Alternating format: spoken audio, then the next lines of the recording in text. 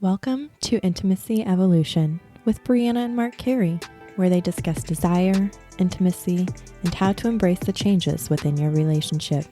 Brianna has been a sexual health educator for 14 years and is currently working as a relationship and intimacy coach.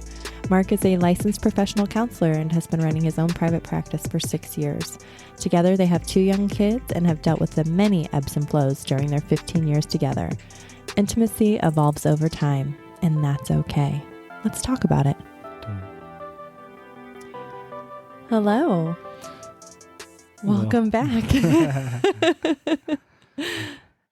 Caught me off guard there. Yeah.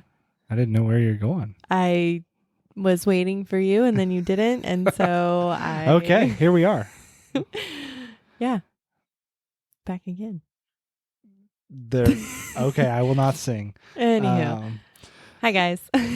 We're back. Been kind of hectic. Yeah. We were in Colorado for a week in the mountains, doing all kinds of stuff, family stuff, mountain biking, riding bikes, enjoying the mountains. Being in the mountains. Some enjoyed more than others. It was beautiful. We did have a good time. I did not enjoy the 47-degree weather at night. Every morning, waking up. Yeah. It was pretty crunchy. Making the decision to go there. Bri told me very explicitly, if we're vacationing, I want to go to a beach. Yeah. I don't want to go somewhere cold. I don't like being cold. No. And I don't even know why I still live in Missouri. Honestly. Well, that's a good point. I mean, family, I know, but yeah, give me a beach and hot weather every day. But I think it was very enjoyable for most. It was. All of us. I appreciate the experience. I had no expectations going into it, so I was able to experience everything. The terrifying drive up the mountain. I did not plummet to my death, so we're good there.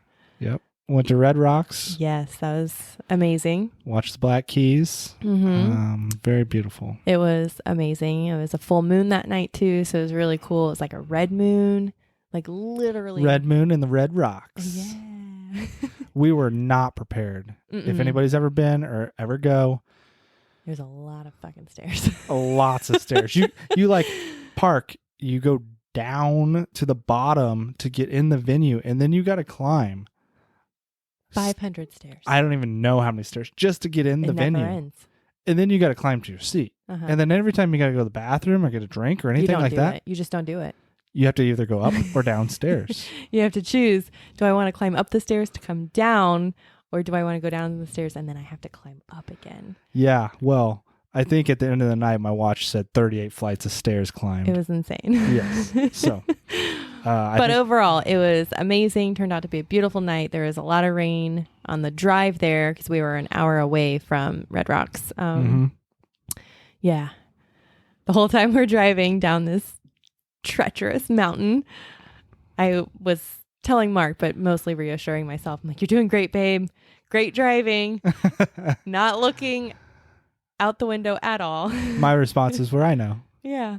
But yeah, it was a great experience overall. Good time with the kiddos. They enjoyed it. Remy, our 6-year-old, rode a pretty serious mountain from what I he rode, if anybody knows, Trestle in Winter Park and did some blues. And it was, it's amazing. He's just a go-getter. Took some big spills too. He came back and poor kid's like all patched up on his torso and his elbows. And yeah, he did great. It was awesome. He enjoyed it and he was ready to go again. And it was great. It really was. So I appreciate that I did not have to put any thoughts or efforts into planning the trip, even though I complained a little bit about it. We survived the 10-hour drive with kids. Survived the drive with kids. That's on the way there with no iPads too.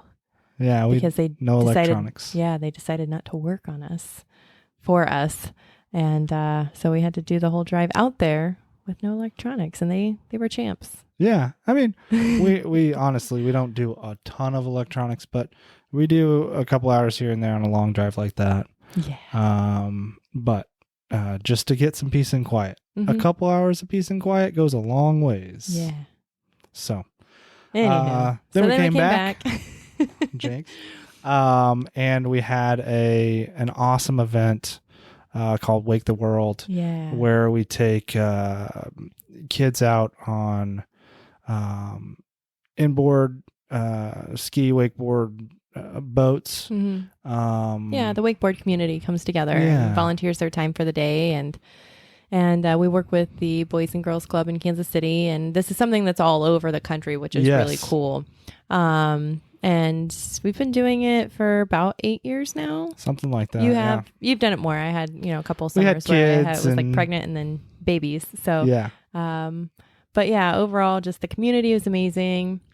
It's a super fun day. We take the kids out tubing and, trying any kind of water sport that they want. And it's great because, a lot of these kids might not have ever even been out on a boat or to the lake before. Yeah. And so it's a new experience for them. And we just get to show them, a fun time. So fun. Yeah. They love it. So we've had a busy few, 10 days. Yeah, definitely. It's packed in. Yeah. Luckily it slows down a little bit. Yeah. So I'm looking forward to that. Pretty much. But right before we left, and this is the topic of today, we came across a newer show on Netflix. Came out. Yeah. How to Build a Sex Room. Yeah. Which we're like, okay, let's see what this is about. This is intriguing. Yeah. And so we watched a couple episodes, and we watched while we were in Colorado as well. Mm-hmm. So I had no idea what we're getting into. Listen. What? I'm listening. Y'all have to watch this because it's amazing the way it starts out. It's like this older, spunky woman. Looks like they call her the Mary Poppins of sex rooms. Yes, Melanie Rose. And she is just a spitfire. She's hilarious. You just have to go watch it, but we're going to tell you why. So go ahead. Well, I mean, take it away. And the premise is that these couples have requested, or however, I don't know how you get on this show because we're trying to figure out where to submit our application. Yes, we have a basement that's unfinished. And it'd be great. We will be on the next season, please. Yes, please.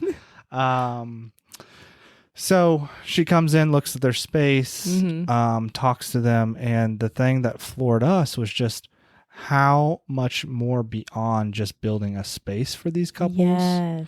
It was about getting to know them, understanding them, and really making a place for them to connect. Yeah. And very sex positive, very she wanted to educational. Very educational. She wanted to incorporate like what else you might be interested in. And so really, she like walks them through it. They tell her like, here's the space.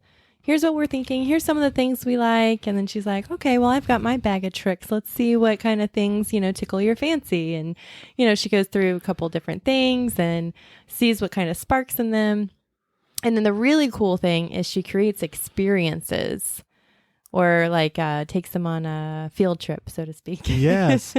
So if one mentions, hey, I don't know about this, or I may be interested in this, she's like, oh, well, I know somebody, and she, finds somebody who's, a professional dom or shibari expert or something, and says, hey, let's try this a little bit. See if you do like it. There's a boudoir experience. Yes, that was good.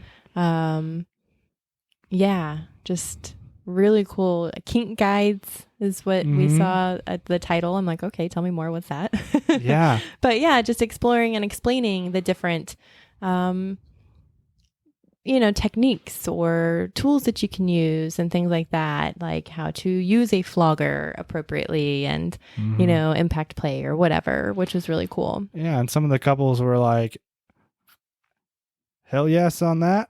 Hell no on that. Yeah, and it was okay. They're like, I thought I was interested in that, but now I know that's not for me. And that's okay. And that's exactly why this is so amazing that they're bringing this topic up for discussion. It's opening the doors for curiosity. And seeing the couples explore it in a playful way. I think a lot of people like get too wrapped up in their head and take it too serious. Like, oh, my partner mentioned this. I have to do all of the research and learn all of the things. And it's like, just go play and experiment a little bit and see how you can integrate that. It doesn't have to be, so rigid. It should be fun. Yes. And of course, as a designer, she used a lot of textures and senses. And so, the blueprint, my sensual people, as well as my kinky people. Yeah, we kept, as couples would come up and you'd hear them talk, we'd be like, oh, I bet they're, this on the blueprint, and it was really cool to see that. And then how they, again, incorporate that into the relationship and into the room and honor what each partner is looking for, merging those blueprints, so to speak, which was really cool. Yes, very, very connecting and explorative, which is, that adventurous play part is often what is difficult. Especially, with kids and whatnot. Well, yeah, if you get into your relationship, after a few years, like the first few years, year especially, it's really hot and heavy, like lots of exploration and excitement and newness and all the stuff. And then life happens and then you get comfortable with each other and you got those 3 go-to positions that are going to do the job and why rock the boat, but that's part of the fun. Well, and some of it was played up a little bit, but it was real. A couple had walk in their house and they had kids' toys everywhere. And it's like, that's a real thing. Yeah. We live that all the time. Yeah. Like, where does all this stuff come from?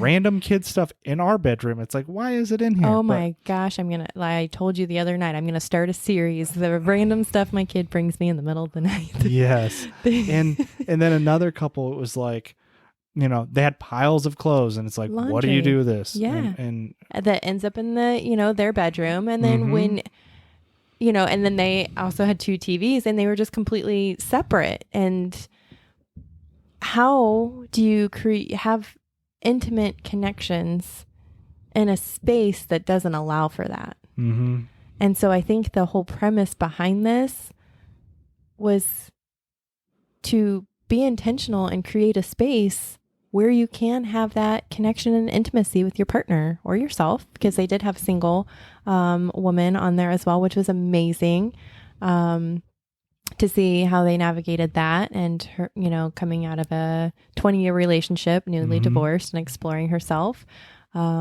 which was really cool. And exploring casual sex. Yeah. She never had before. And just blown away, honestly, every time an episode would come on or a different topic, I'm like, I'm so glad they're covering this. I'm so glad that they are just highlighting real people, real situations. And, hopefully this opens up conversations across the globe. I think like there's millions about having of people, a sex room. Yeah, millions of people that have already watched this, and it's been on for a week. It debuted a week ago. Yeah, we got on pretty early, and of course, the first thing you did was get on Instagram and follow her. And she had just over 2,000 followers, and I was like, this chick's about to blow up, and she knows it. And I think she's at 25,000 followers on Instagram now. But she was a famous luxury designer prior to this show. She has a history of theater and acting and things like that too. And she is a hoot, let me tell you. But yeah, so it's just really cool to see the creativeness, but also how truly educational and heartfelt she is in creating this connection between the couples. I know there was one couple that they were at a really rocky spot in their marriage because they just weren't having sex. And then the woman said that she doesn't even know if she's had orgasms before, and they have kids and they've been married for many years. And to see that conversation happen Mm-hmm. and to bring that conversation between the husband and wife. Well, yeah, sometimes the third party makes sure that neither parts of the couple are defensive. Mm-hmm. And so they can actually have an open conversation at that point. And so creating the safety. There's a lot of safety created. Trust and intimacy built with Melanie Rose, the host, like right away.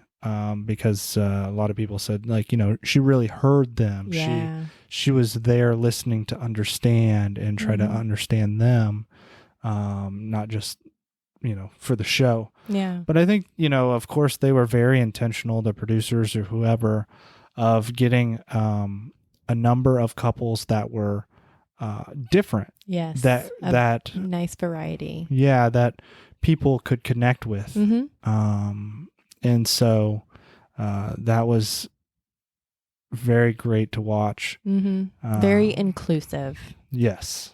Which we have been seeing that common theme in a variety of their shows now that they've been coming out with that are very sex positive. Like another one, and we might go into this more in detail in another episode, but Principles of Pleasure, which was phenomenal.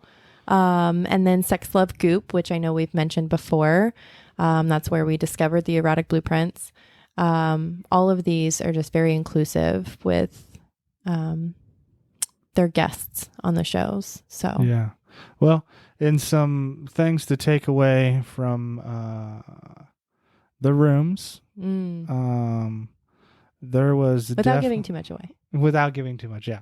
So, of course, there was always some form of sex toy, self-pleasure, and, the importance of that, the importance of toys as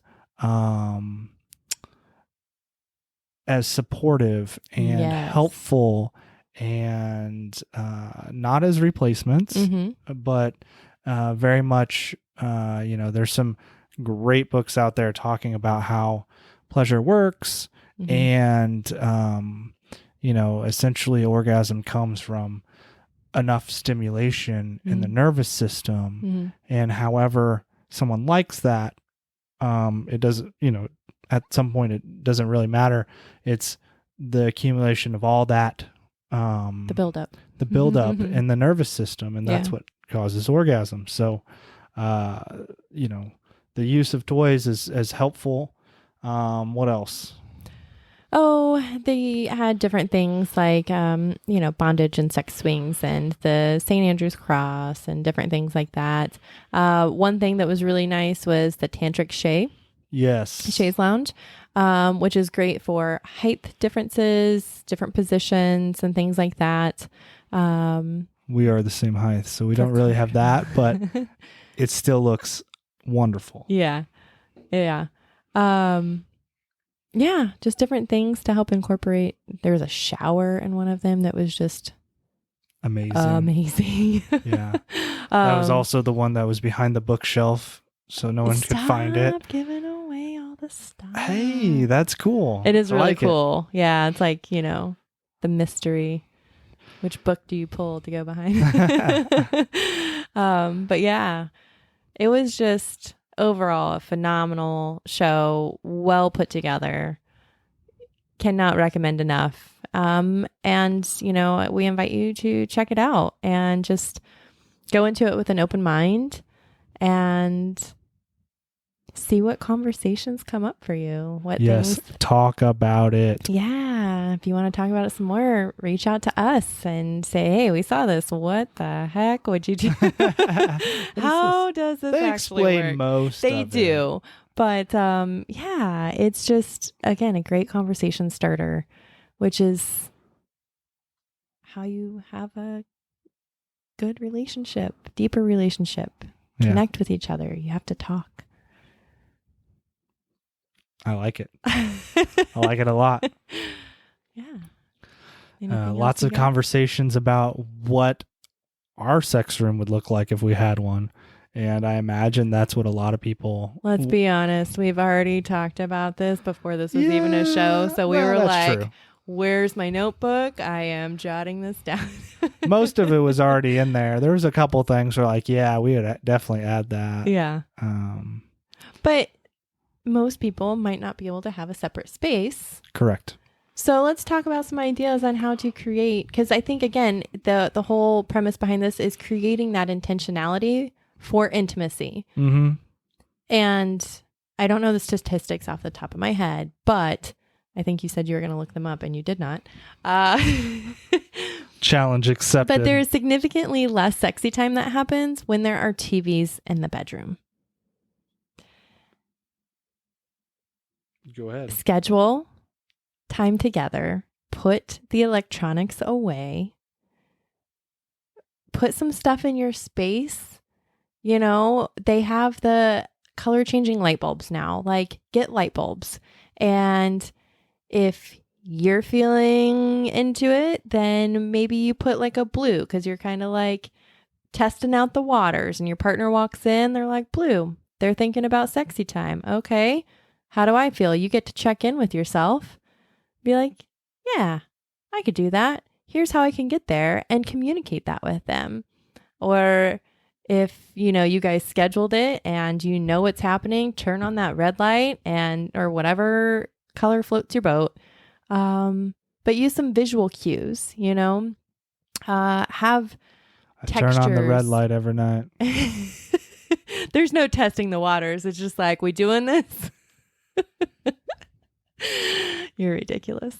Most of the time You could also have, if you don't want to do lights, you could do a special type of blanket, you know, a sex blanket. Yeah. Yoni Pleasure Palace. We are not sponsored yet, but in the hopes. No. They do have waterproof They have blankets. a waterproof blanket. It's amazing. No more sleeping in the wet spot. Yes. So just visual cues to help you yourself mentally prepare, or as a cue to your partner.